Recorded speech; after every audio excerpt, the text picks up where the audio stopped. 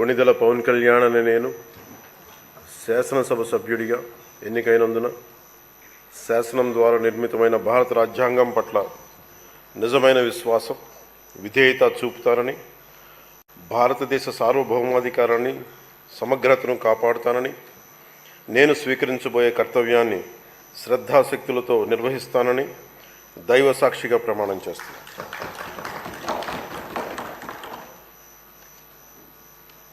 కొణిదెల పవన్ కళ్యాణ్ అని నేను ఆంధ్రప్రదేశ్ శాసనసభ సభ్యుడైన కొణిదెల పవన్ కళ్యాణ్ అని నేను సభా నియమాలకు కట్టుబడి ఉంటానని, వాటిని అనుసరిస్తానని, సభా మర్యాదలను పాటిస్తానని, సాంప్రదాయాలను గౌరవిస్తానని దైవ సాక్షిగా ప్రమాణం చేస్తున్నాను.